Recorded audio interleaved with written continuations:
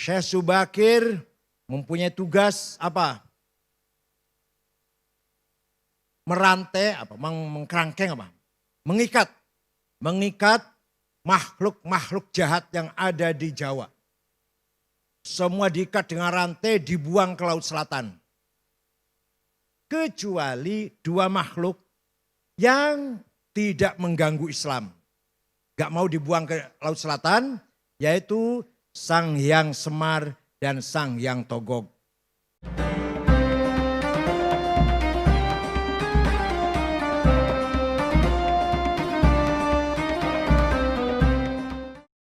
Assalamualaikum warahmatullahi wabarakatuh.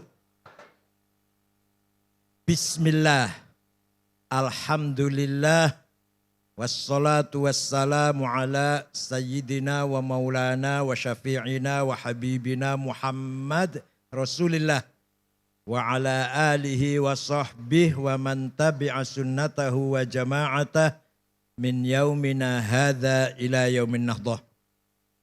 Sahibil fadilah Sayyidi wa Habibi wa Maulai Al-Habib Salim Jindan,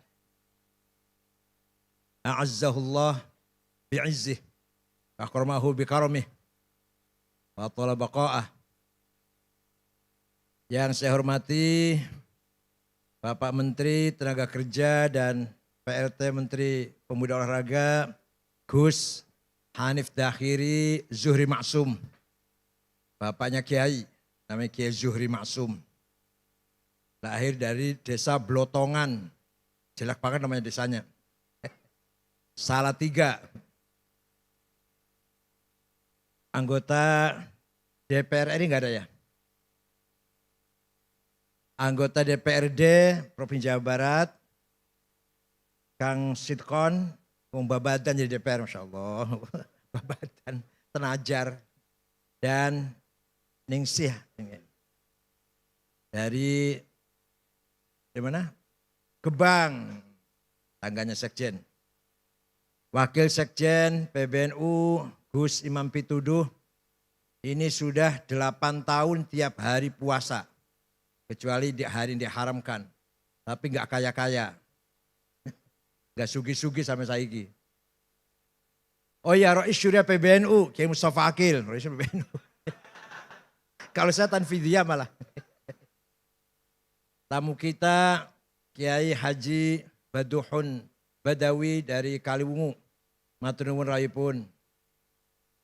Ikhwati ahli baiti Kempek yang berbahagia malam ini, para wali santri dan para khotimin, sadati wa sayyidati ayul hudur, Bapak Bupati Cirebon, gak usah PLT Bupati itu aja lah, sudah hakul yakin, Ki Haji Imron Rosyadi, dan Pak Kapolres, Pak Dandim, semuanya orang santri semua, pada malam ini minimal jadi santri semua. Bapak Ibu sekalian, orang yang pertama kali membawa Al-Quran ke Pulau Jawa adalah Syekh Subakir. Syekh Ahmad Subakir membawa Al-Quran, diperkenalkan kepada Ratu Sima Raja Kalingga di Jepara. Walaupun si ratu ini tidak masuk Islam secara eksplisit, tapi memahami kandungan Islam, yaitu Islam atau Al-Quran mengajarkan keadilan, seadil-adilnya. Maka Ratu Sima, Kerajaan Kalingga, Jepara terkenal ratu yang paling adil. Dan masyarakatnya dipersilahkan, diberi kebebasan memeluk agama Islam. Syekh Subakir mempunyai tugas apa? Merantai, mengkerangkeng apa? Mengikat makhluk-makhluk jahat yang ada di Jawa. Semua diikat dengan rantai, dibuang ke Laut Selatan. Kecuali dua makhluk yang tidak mengganggu Islam. Gak mau dibuang ke Laut Selatan, yaitu Sang Hyang Semar dan Sang Hyang Togog. Salam Santarus bisa cerita begini, Beb. Karena beliau makhluk sangat bagus walaupun tidak masuk Islam tapi tidak memusuhi agama Islam. Ulama kedua yang bawa agama Islam terkenal adalah Syekh Riyasiddin An-Nisaburi yang terkenal dengan Mbah Wasil. Beliau membawa kitab Al-Asrar, kitab rahasia. Diajarkan kepada Raja Jayakatwang, Joyoboyo, Raja Kediri Doho Kediri. Maka terkenal dengan ramalan Joyoboyo, itu sebenarnya terjemahan dari Kitabul Asrar, kitab rahasia-rahasia. Yang dibawa oleh Mbah Wasil, kuburannya di belakang Masjid Setono Gedong, Kota Kediri. Kalau Syekh Subakir ada yang bilang kuburannya di Gunung Magelang, Gunung apa? Tidar. Ada yang bilang di mana-mana. Yang benar, yang prosentasenya paling benar di Goa di Sulawesi Selatan. Itu Mbah Subakir wafat di situ. Setelah itu barulah datang para dai-dai. Pertama kali ada pesantren di Jawa Barat tahun 1410 adalah Syekh Hasanuddin dari Cina. Atau terkenal dengan Syekh Kuro. Kuro itu Qori yang mengajar Al-Quran. Di desa Rengas Dengklok, Kerawang. Punya murid, salah satu muridnya namanya Subang Larang. Anaknya Ki Gede Tapa, kepala bandar pelabuhan Cirebon. Ki Gede Tapa itu bukan dari Solo Tigo loh, dari Cirebon. Nah, Subang Larang ini Pak Hanif kutilang. Kuning, tinggi, langsing. Sulit carinya nih. Kalau kebalikannya banyak, kebalikannya. Kebalikannya kuning, kebalikannya tinggi, kebalikannya langsung itu gak banyak itu. Tapi yang kutilang aduh sulit carinya. Nah, suatu ketika Raja Siliwangi beragama Buddha dengar ada agama Islam, agama baru, berangkat dari Bogor ke utara, saya bunuh itu, kiai itu. Sampai di sana mendengar kutilang sedang baca Quran, klepek-klepek. Langsung lamar, untuk saya saja kiai, silakan tapi kamu harus masuk Islam. Udah masuk Islam gampang. Ada mas kawinnya apa? Lintang kerti, tasbih maksudnya. Udah saya cari di pasar gampang mau berapa biji. Enggak ada di sini. Adanya di Arab gampang saya mabur ke sana. Keluar dari rumahnya kiai, dia siap-siap terbang. Hong, macet. Biasanya terbang biasanya. 2 kali, hong, enggak bisa terbang. Hong, gagal. Kata Syekh Kuro sambil ketawa ngekek-ngekek barangkali. Kalau kamu mau terbang baca Bismillahirrahmanirrahim. Baru hong. Hongnya tetap dibaca. Tapi bismillah dulu. Ringkas cerita terbang. Tidak lama datang bawa tasbih. Terjadi perkawinan antara Raja Pajajaran yang beragama Buddha masuk Islam. Prabu Siliwangi dengan Subang Larang. Tapi beliau Islamnya kurang betul-betul Islam. Karena hanya ingin kawin kutilang saja itu. Tapi akan punya anak. Pertama namanya Syekh Rahmatullah atau Sunan Rahmat Suci yang kuburannya di Gunung Godog, Garut. Yang kedua Syekh Somadullah yang terkenal dengan Ki Kuwu Sangkan. Yang ketiga perempuan namanya Rara Santang dinikah oleh Habib. Namanya Said Abdullah Admat Khan. Nanti punya anak Syarif Hidayatullah Sunan Gunung Jati. Ini dongeng kayak gini harus hafal santri ini. Jadi bubarlah kerajaan Pajajaran setelah Prabu Kian Santang Sen Rahmatullah alias Ki Galantrang alias Ki Setra alias Maung Keling alias Maung Lodaya. Oh banyak sekali aliasnya itu. Menguasai kerajaan Pajajaran semua masuk Islam kecuali Patih Pucukumun dengan suku Baduy di Malimping tetap agamanya Sunda Wiwitan atau Karuhunan yang menyembah Batara. Sang Batara. Itulah ulama mulai menyebarkan agama Islam di Pulau Jawa ini. Dari Rengas Dengklok, Syekh Hasanuddin Syekh Kuro melahirkan beberapa santri ahli baca Al-Quran.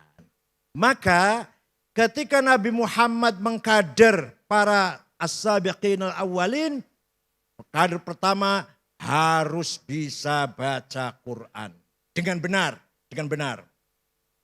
Saya sering mendengarkan orang ceramahnya enak banget. Begitu dalil berantakan Qur'annya. Cebrik kelihatannya, jijik. Kafara yukaffiru kufran. Masya Allah. Huwallazi ba'atha fil ummiyina rasulam minhum yatlu alaihim ayatih wa yuzakkihim wa yu'allimuhumul kitaba wal hikmah wa in kanu min qablu lafi dhalalim mubin. Saya jarang bawa ayat Quran lagu ke Pokoning Kempek ya. Suara enak itu semua keturunan Kiai Mutta'ad. Suaranya enak-enak. Ya ayah saya enak, Kiai Maksum almarhum enak, Kiai Amin Sirot enak. Itu keturunan Kiai Mutta'ad, suaranya enak. Ada raja dari Kanoman namanya Pangeran Nuruddin. Melihat kerajaan sudah dikuasai Belanda, dia meninggalkan kerajaan, punya anak dua yang terkenal. Satu Kiai Murtasim, dua Kiai Mutta'ad. Kiai Murtasim punya anak Kiai Said punya anak Kiai Sirot punya anak Kiai Akil punya anak Mustafa Akil itu.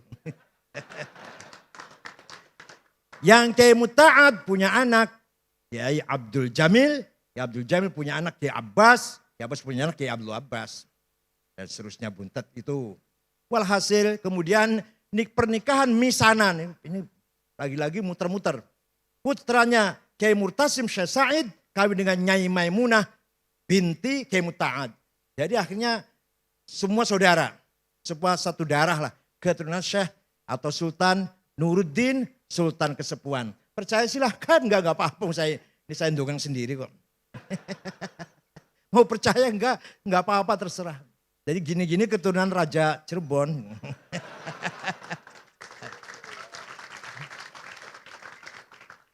Itu kalau dari Kiai Sirot. Kalau dari istrinya Kiai Sirot, ibunya bapak saya, Nyai Fatimah binti Nyai Fadilah, binti Kiai Soleh, bin Asnawi Kudus, bin Nyai Mujiroh, binti Nyai Ulfiah atau Mbah Godeg, binti Mbah Mutamakin, Kajen Pati, bin Sumodiningrat, bin Sumonegoro, bin Sultan Hadiwijoyo Jakatingkir. Waduh, maka bin Sunan Pengging. Alah, Masya Allah turunan beri kena digoreng lah. Cuma cerita. Jadi kalau Mustafa Akil itu sakti dari Jakatingkir. Kalau Mustafa itu suaranya enak dari Sultan Nuruddin Cirebon. Nah, bukan apa-apa. Nasab itu penting. Kanjeng Nabi niku dipilih khiyarun min khiyar. Dipilih dari bangsa Arab. Bangsa yang paling mulia. Dari Arab pilih, dari Quraisy. Quraisy dipilih dari Bani Hashim dipilih lagi dari Abdullah ibn Abdul Muttalib. Maka tidak ada musuh Rasulullah yang mempunyai peluang menghina dari sisi keturunan, enggak ada. Muhammad Majnun, Muhammad Sakhir, Muhammad Kahin, dukun, paranormal, enggak ada. Muhammad anaknya siapa sih? Enggak. Semua mengakui Nabi Muhammad mempunyai nasab yang terhormat di tengah-tengah masyarakat Mekah. Oleh karena itu nasab itu penting. Tadi Habibuna tadi sudah membahas kalau mau ngelamar harus ahli sunnah wal jamaah. Itu dalam rangka menjaga gen, menjaga DNA. Hadirin yang saya hormati. Nah, Rasulullah bagaimana cara mengkader masyarakat yang dari sisi peradaban ummiyin, buta huruf, primitif. Dari sisi agama teologi, dhalalim mubin. Masya Allah, sempurna banget orang Arab itu jahiliyahnya. Ilmu ummiyin, agama, dhalalim mubin. Sesat sepol-pole sesatnya. Tapi Rasulullah berhasil mengkader sahabat yang bangsa yang seperti itu. Pertama, yatlu alaihim ayatih. Diperkenalkan baca Al-Quran. Oleh karena itu saya sangat menyesal kalau ada pesantren yang sudah tidak mewajibkan santrinya khatam Quran. Walaupun modern apalah, kalau enggak khatam Quran, pesantren itu tidak mutu berarti. Pesantren pertama kali harus yatlu alaihim ayatih. Walaupun enggak kayak kempek banget ya enggak apa-apa lah, kalau kempek kan susah. Ada ismam, ada imalah lah ya Allah. Bismillah maju reha, angel banget. Watawasau bis sober. Wah, mencah-mencih karu-karuan. Hadirin yang saya hormati. Sayyidina Umar pulang dari berburu dari padang pasir. Masuk kota Mekah mendengar adiknya Fatimah bintil Khattab dengan suaminya Sa'id bin Zaid bin Nufail masuk Islam. Sayyidina Umar marah mendatangi rumah adiknya, mau saya bunuh itu adik saya. Apa ini? Keluar ikut agama Muhammad. Nah adiknya Fatimah lagi baca Quran. Toha ma anzalna alaikal qur'ana litashqa illa tadhkiratan liman yakhsha tanzilam mimman khalaqal arda was samawatil ula ar-rahmanu 'alal 'arsy istawa. Sayyidina Umar dobrak pintu, lihat apa yang kamu baca. Oleh adiknya enggak boleh, kamu najis. Enggak boleh pegang ini. Dipaksa dia sini baca sambil gemetar. Toha ma anzalna alaikal qur'ana litashqa. Tidak sekali-kali aku turunkan Quran untuk mencelakakanmu. Tanzilam tadhkiratan liman yakhsha, tapi sebagai pemberi peringatan kepada orang yang punya rasa takut. Dan diturunkan oleh Allah yang menguasai langit dan bumi dan menguasai arash, ar-Rahmanu al-arsy istawa. Sayyidina Umar setelah baca itu, aina Muhammad? Di mana sekarang Muhammad? Di sana, di rumahnya Arqam bin Abil Arqam, di Jihad Sud. Berangkatlah Sayyidina Umar ngetok pintu, para sahabat takut. Ini Rasulullah, Umar ini jago, aduh pokoknya jagoan, jawara. Ini kalau kita buka pintunya entah apa yang terjadi lah. Nabi dengan tenang, iftah lahul bab. Saya sudah mendoa pada Allah, Allahumma qawwil Islam bi ahadi Umarain. Ya Allah kuatkanlah Islam dengan salah satu Umar. Kalau enggak Umar bin Khattab, Amr bin Hisham alias Abu Jahal. Hidayah datang pada Umar bin Khattab. Masuk langsung mencari ma'aina Muhammad, membaca syahadah. Masuk Islam. Kenapa? Karena sebab istima'il Qur'an. Jadi luar biasa. Quran bukan syair tapi ada syairnya. Quran bukan sajak tapi ada sajaknya. Quran bukan kitab ilmiah tapi ada mengandung ilmiah luar biasa. Quran bukan sejarah, bukan kitab dongeng tapi penuh dengan dongeng atau dengan sejarah. Quran tidak menghayal tapi ada hayalannya. Wama adraka mazzakum ka'annaha ru'usus syayatin.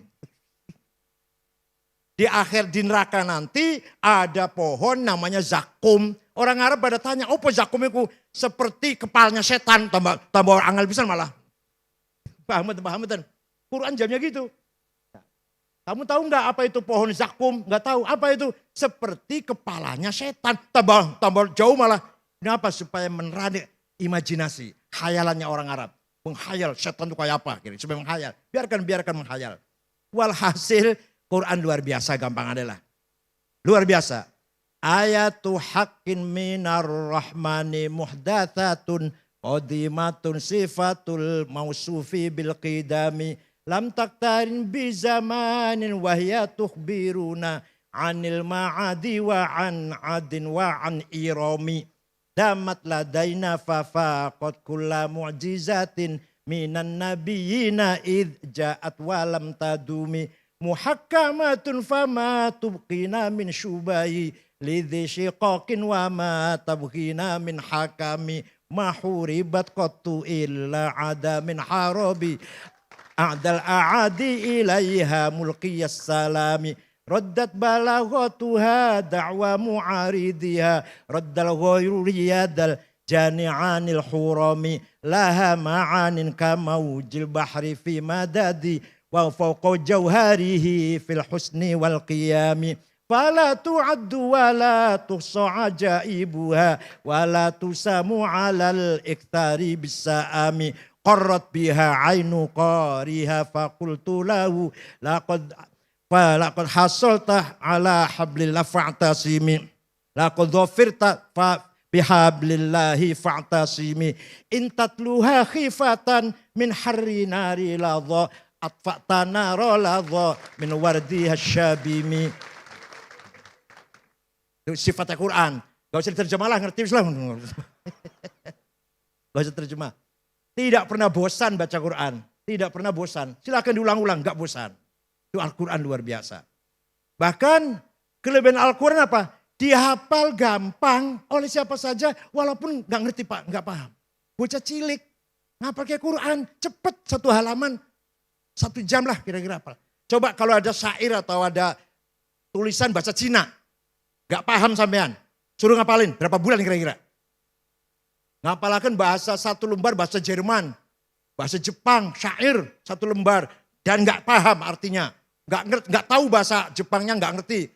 Ayo hafalkan, sebulan barangkali. Tapi Quran anak kecil gak ngerti artinya. Gak ngerti bahasa Arab selain Al-Quran. Gak pernah ngomong Arab lah. Gampang dihafalkan. Saya juga gampang hilang. Saya dulu waktu di Mekah pernah hafal sampai ya 23 beberapa. Sekarang sudah banyak hilang. Ngurusin HTI gitu apa. Dah.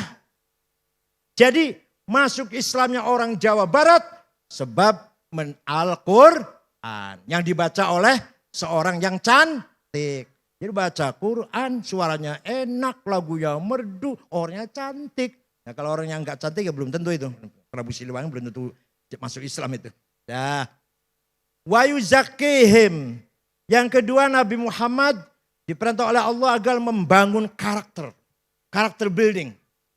Agar orang tadi jahiliyah enggak ngerti apa-apa. Gak ngerti nilai, gak ngerti norma, gak ngerti akhlak, gak ngerti budaya, tidak berperadaban. Diajari hak nafsunya, jiwanya berkarakter.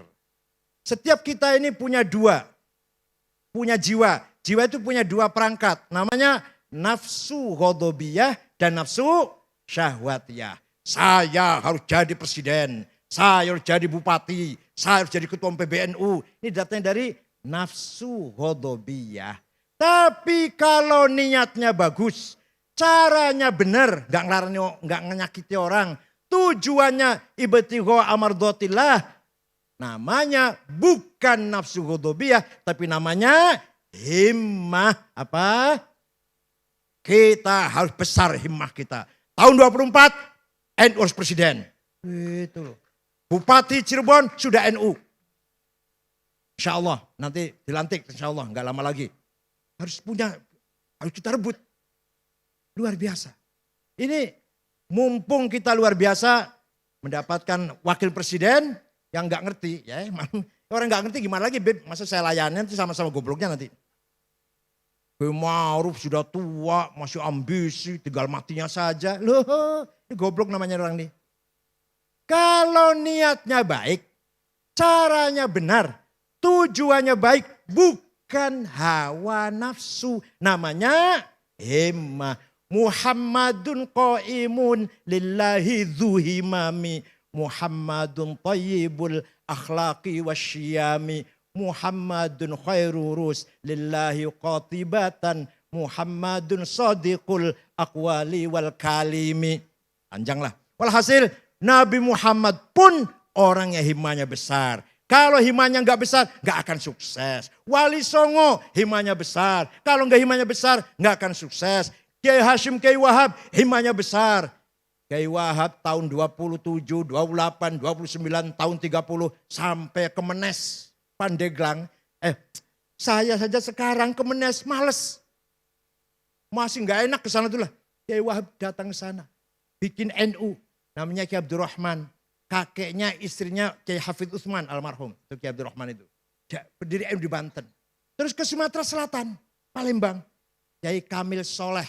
Bapaknya Taufik Kamil mantan Dirjen Haji waktu Pak Agil Munawar itu. Terus ke Bogor, Pak Gentongan Kiai Abdul Hamid. Ke Betawi, Guru Marzuki Cipinang Muara. Ke Semarang, ke Cirebon. Ke Cirebon, Kiai Abbas Buntet. Kiai Amin Babakan Ciwaringin. Kiai Syatori Al-Jawinangun. Kiai Suja'i Segeran Indramayu. Ke Semarang Kiai Ridwan. Ke Lasem Mbah Maksum. Bapaknya Kiai Ali Maksum guru saya Rois Am. Dan ke Kudus Raden Asnawi Kudus. Ke Cepu Kiai Ihsan. Lombok Tengah Kiai Faisal. Dan kiai-kiai yang lain. Kiai Wahab muter-muter tanpa proposal. Uang sendiri itu. Nah karena pergi-pergi waktu itu nggak bisa langsung pulang. Kalau saya sekarang ke Surabaya sore pulang bisa. Kemanapun bisa langsung pulang. Ke Papua pun pagi datang sana ceramah, sorenya pulang. Ki Wahab coba bayangkan berbulan-bulan. Maka istrinya banyak. Sampai lupa jandanya. Suatu ketika naik kereta api dari Jombang. Di Jogja ada perempuan naik. Duduk di depannya. Lama-lama aku kayak kenal kalau sampean ki. Lah nyong kalau bekas jenengan.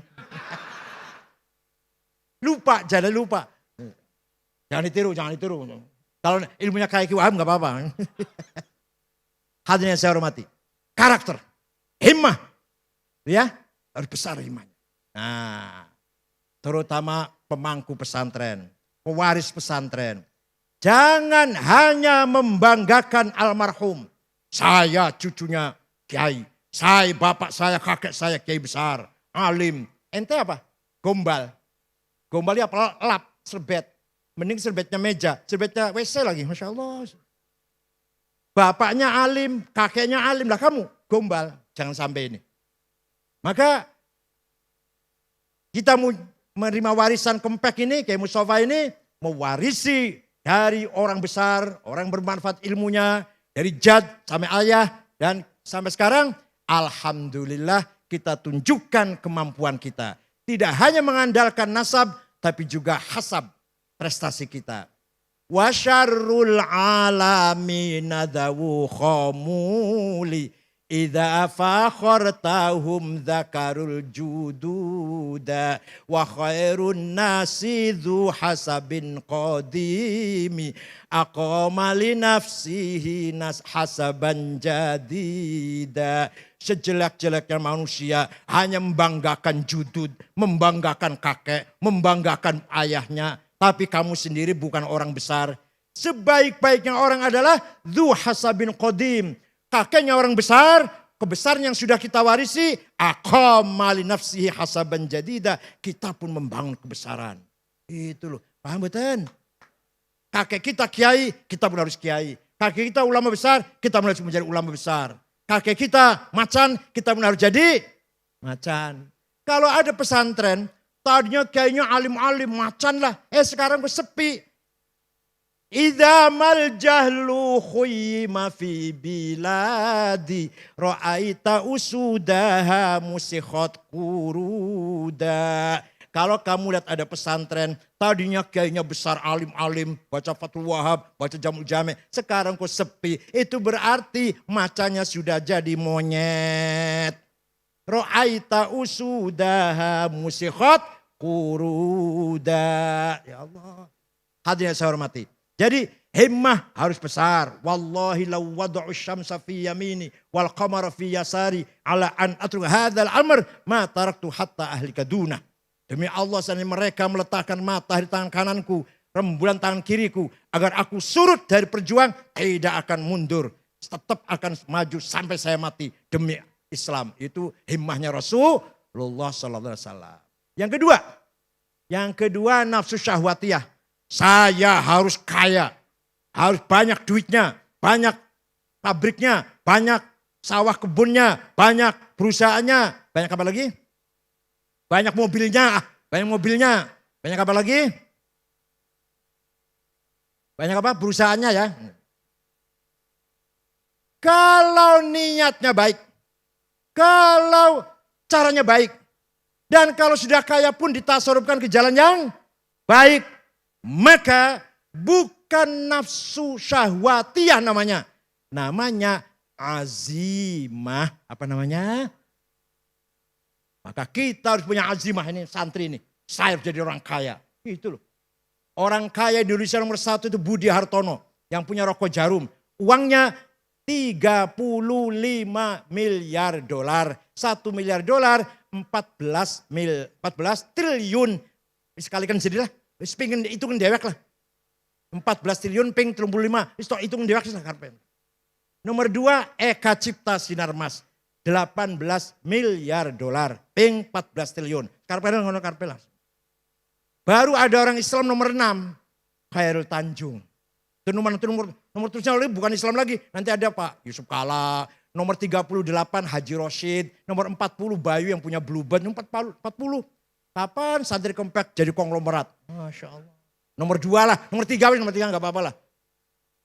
Ya Allah, Sayyidina Utsman kaya.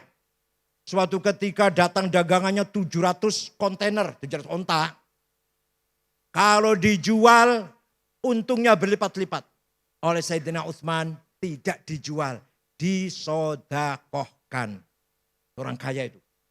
Sa'd bin Abi Waqqas orang kaya. Malah ingin menghibahkan seluruh kekayaannya. Kata Rasulullah, jangan. Kamu punya istri, kamu punya anak, ahli waris. Sepertiga saja. Karena sepertiga hartamu itu kathir. Kalau sepertiganya sampean, 3 juta mesti juta. Sepertiganya Sa'd bin Abi Waqqas. Kalau uang sekarang barangkali udah ratusan miliar. Sudah cukup sepertiga saja yang kamu wakafkan. Siapa lagi yang kaya? Syekh Abdul Qadir Al-Jailani bin Soleh Ibn Dus orang kaya. Wakaf tanah di Mesir 10 hektar di daerah Fustat. Sebelahnya kuburannya Imam Syafi'i di situ. Itu daerah itu orang miskin. Tanahnya wakafnya Syekh Abdul Qadir Al-Jailani. Waliullah, sugi, loman. Potongannya sama ini wali dudu, sugi orang melarat pisan, medit. Sempurna. Siapa lagi kaya? Abil Hasan Asyadili juga kaya. Pakainya tiap hari ganti. Minyak wanginya mahal. Rumahnya villa bagus. Pokoknya hebat. Pembantunya pelayannya 16. Kereta ditarik 2 kuda. Kalau sekarang ya BMW, Mercy. Kalau sekarang kan Avanza, Luxio lah. Grand Mark lah. Yang sakit semua nanti pinggang sakit semua naik itu. Syekh bin Hasan Asyadili kereta tarik 2 kuda. Ketika ditanya, Syekh panjenengan waliullah bahkan minal aqtabil arba'ah. Untuk Qadir Al-Jailani, Abdul Asyadili, Hasan Rifa'i, Ahmad Badawi. Itu wali kutub 4. Sampean wali pakaiannya bagus kayak gitu. Terus kenapa? Kalau lihat wali yang lain kok pakaiannya cap gajah duduk, santrinya, sarungnya. Bajunya koko, 2 minggu belum dicuci. Kopiahnya hitam enggak, coklat enggak, hitam campur coklat. Sandalnya lili. Minyaknya misik. Nah tasnya itu bukan tasnya kayak Pak Bupati, tasnya mereknya Aigner, Ecolak, Delsi. Itu enggak, di pojok ada tulisan Musyawarah Majelis Ulama Kabupaten Cirebon. Tas bagian Musyawarah MUI. Terus gimana? Langgi, kiai-kiai lain kok miskin kayak nyemprul, tapi kalau panjenengan wali besar kok pakaiannya mewah. Libasi yakul, pakaianku bisa ngomong, pakaian saya bisa ngomong. Ngomongnya gini, Ayyuhan nas ana ghani fala tarhamuni. Saya kiai kaya, enggak usah kamu amplopin. Itu artinya. Tapi kalau kiai yang nyemprul, nah tadi itu pakaiannya ngomong, Ayyuhan nas ana fakir farhamuni. Maka kiai harus mentereng, style. Wah, minyaknya harus minyak minimal Bon9, itu 4,5 juta itu. Tahu apa? Sing murah ya Bulgari 1,5 juta Bulgari. Nah, Aigner yang murah lah 1,2 juta. Jangan misik 5,10 gram, Masya Allah. Sarung BHS, baju batik sutra, gitu lah Masya Allah. Tiap hari ganti, bolak-balik batiknya itu terus memalukan. Harus gagah. Nah ini Pak Bupati harus memikirkan kayak yang tadi itu. Dipikirkan kayak yang tadi itu. Rokoknya jarum coklat. Ngajari di musola, musolanya listriknya 5 watt. Tikarnya sobek, banyunya kosong, cibuknya bolong. Masya Allah. Masya Allah. Nah, mari kita bangun karakter kita harus punya himmah dan punya azimah. Ala qadri ahlil azmi ta'til azaimu wa ta'ti ala qadril kiramil makarimu fatakburu fi ainis saghiri sigharuha wa tasgharu fi ainil azimil azaimu. Segala hal tergantung kita. Kalau kitanya berhati besar, segala pasar kecil. Kalau kita berhati kecil, masalah semua problem besar. Fatakburu fi aini saghiri sigharuha. Tapi kalau kita hatinya besar, watasgharu fi ainil azim idhamuha. Paham betul? Al-azaim kecil semuanya. Kayak Gus Dur. Kalau ada tamu datang Gus, saya banyak problem Gus. Bisnis bangkrut, bertani gagal, istri cerewet. Bisa diatasi nggak? Bisa diselesaikan nggak? Ya bisa sih Gus, ya udah nggak usah dipikir. Besoknya ada tamu lagi. Gus, saya agak teman lah. Saya punya problem besar Gus, dagang ditipu orang, bertani bangkrut, utang banyak, istri minta cerai, harus anak-anak gak karuan, dapat fitnah dari tetangga, bisa diberesin nggak? Nggak bisa Gus. Ya udah nggak usah dipikir, nggak bisa diberesin. Itu artinya minallah wa ilallah wa ma'allah. Paham betul? Orang punya azimah tidak pernah mengatakan masalah ini besar, semua kecil. Ente munggan Gunung Cermek, dur boleh. Tinggi nggak Gunung Cermek? Kalau ente sudah sampai di atas, pasti di bawah kakimu. Gunung di semua gede segitu besarnya. Kalau kamu bisa naik ke atasnya, pasti di bawah kaki. Gak ada barang besar, gak ada barang tinggi. Tinggi saya. Gitu loh kira-kira. Jangan melempem mah. Tadi Pak Habib itu udah, apa tadi? Harus berani. Harus kita rebut semuanya ini. Yang ada harus kita rebut. Nih, alhamdulillah. Rektor UNJ IKIP Rawamangun sudah orang NU Profesor Komarudin dari Jatibarang Indramayu. Kita kerja keras, kerja keras. Rektor Gorontalo Negeri namanya kayak di Duong Islam tapi ketua ISNU Edward, Profesor Dr. Edward. Rektor UI dari Purwokerto yang baru menang ini Ari siapa lupa namanya. Kita kerja keras. Di samping undang-undang pesantren, di samping hari, oh luar biasa. Dikira saya di Jakarta nganggur apa mu? Ya Allah, masih enakan ente malah. Undang-undang pesantren bukan tanpa kemeringet loh. Ada 3 poin yang tadinya tertulis. Saya tolak. Saya panggil Pak Marwan Dasopan, ketua baliknya dari PKB. Saya panggil Cucun ya, Cucun. Nah, saya panggil semua Fathan. Satu lagi. Perempuan. Dari Cianjur. Ya, saya panggil semuanya. Nih 3 ini harus apa kata saya dulu ya. Kalau enggak saya tolak undang-undang ini. Pertama, independensi pesantren harus tetap dipertahankan. Jadi undang pesantren tidak di bawah undang-undang Dikbud atau Diknas. Maka pesantren tidak di bawah Menteri Dikbud. Ada lagi kata-kata. Pesantren sebagai mitra sebagai Kementerian Agama sebagai pembina pesantren. Ya, saya harus dihapus ini, lucu ini. Nanti KUA Ciwaringin membina Mustafa Akil. Masya Allah. KUA Jagakarsa pembina Kiai Takofah. Siapa Kiai Takofah itu siapa? Kiai Takofah itu. Saya. Nanti dibina oleh KUA Jagakarsa. KUA Kaliwungu membina Mbah Dimyati nanti Rois. KUA Kediri membina Kiai Anwar Mansur. Lucu ini. Coret. Kementerian Agama sebagai mitra, bukan pembina. Yang ketiga, ada penegasan bahwa pesantren adalah pusat peradaban Islam.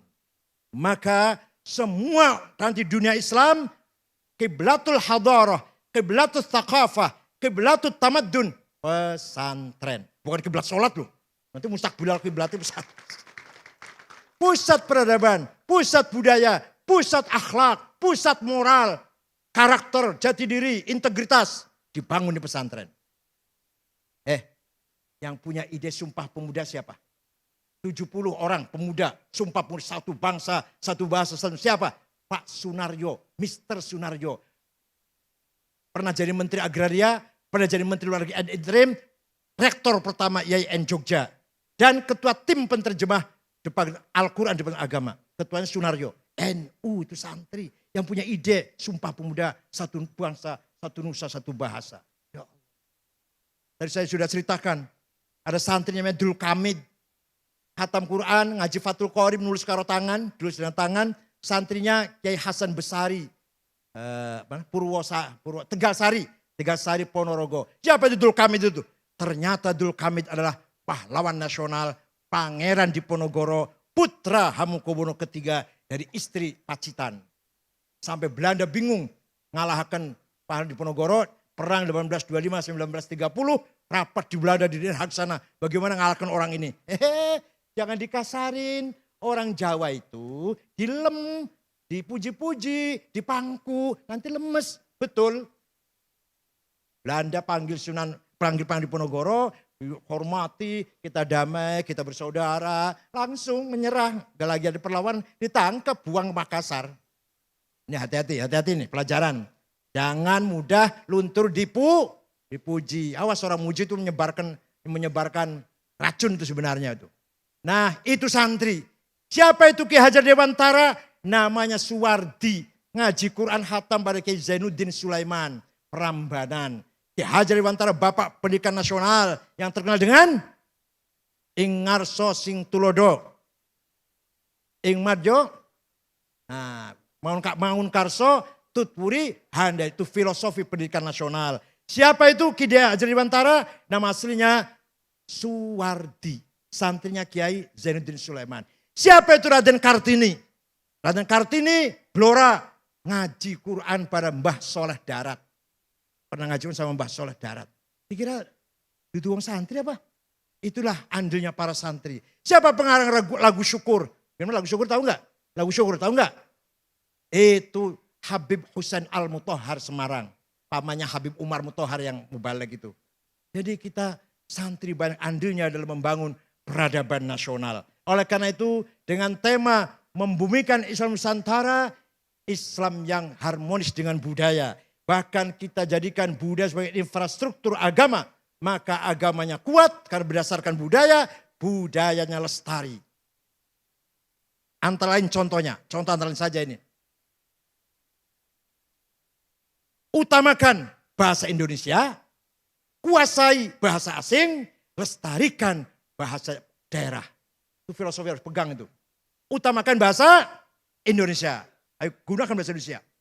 Nama-nama toko, nama perusahaan, jangan bahasa Inggris. Jangan bahasa Inggris. Tapi saya nggak ada sanksinya sayangnya ini. Tidak ada sanksinya itu. Coba India nggak punya bahasa nasional. Kalau mengeluarkan keputusan surat pemerintahnya diterjemah ke 45 bahasa. Kan bahasa Inggris.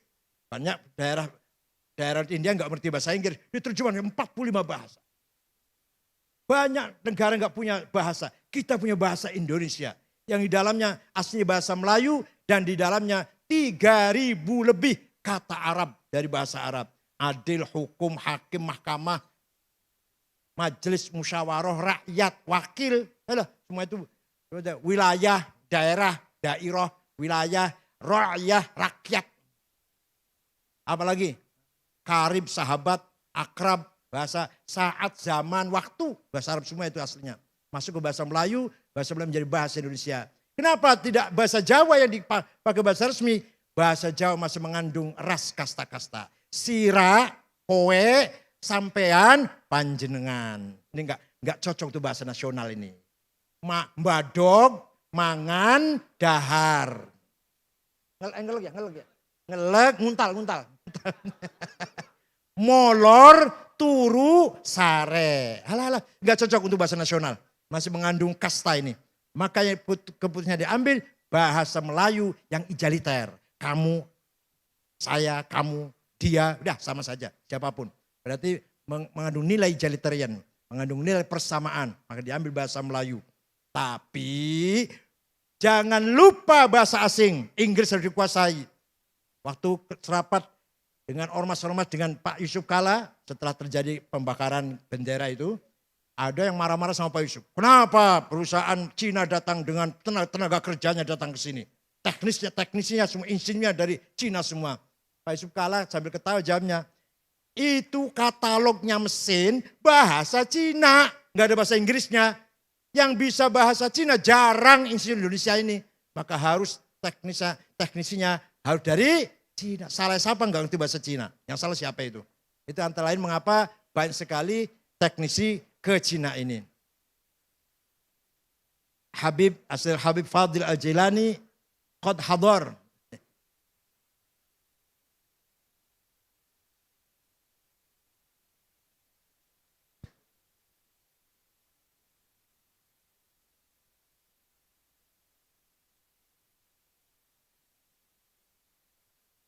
Kita teruskan.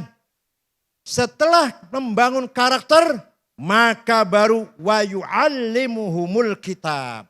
Pendidikan, transfer of knowledge. Ini luar biasa. Karakter dulu, akhlak dulu, baru ilmu pengetahuan, baru skill. Jangan dikira pesantren nggak ada ilmu. Ada orang nggak ngerti pesantren, dikira nggak ada ilmu di pesantren. Saya tunjukkan, satu saja. Ada 2 nazom, tapi kayaknya kadang ngajarnya nggak ngerti ya kayaknya, Masya Allah. Zaidut tawilul abiyadubnu maliki, fi baitihi bil amsi kana muttaki, biyadihi saifun lawahu faltawa, fahadhihi makulatun ashrun sawa. Kayaknya maknanya begini ngajinya. Zaidun utawi Zaid, iku atawilu wonge doglong. Al-abyadu kulite putih. Ibnu Malik anake Man Malik.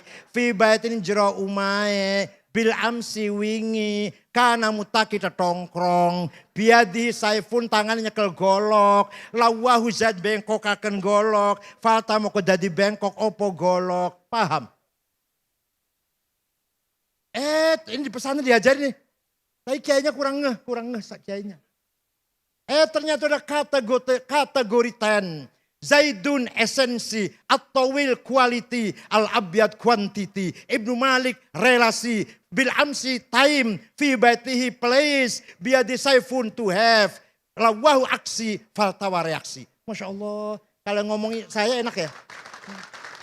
Nah, kalau kayaknya nggak ngerti, Utaiman Zaid, iku wonge putih, doglong. Anaknya Man Malik, ning jero omah tetongkrong, wingi nyekel golok. Goloknya dibengkokaken, maka goloknya jadi bengkok. Ya. Esensi, quality, quantity, relasi, time, place, to have, dan aksi and reaksi. Kalau kita itu luar biasa sebenarnya. Sayang kurang penjabaran yang sangat mendalam. Nah, itu antara lain saja. Terakhir, wal hikmah. Pinter kayak apa? Alim kayak apa? Harus punya wisdom. Harus punya wisdom. Wisdom ini datangnya bukan dari kitab, bukan dari tulisan, bukan dari guru dari sekolah, tapi nurun yakdzifuhullah ala qalbi man yasha. Direct illumination. Melalui khawatir.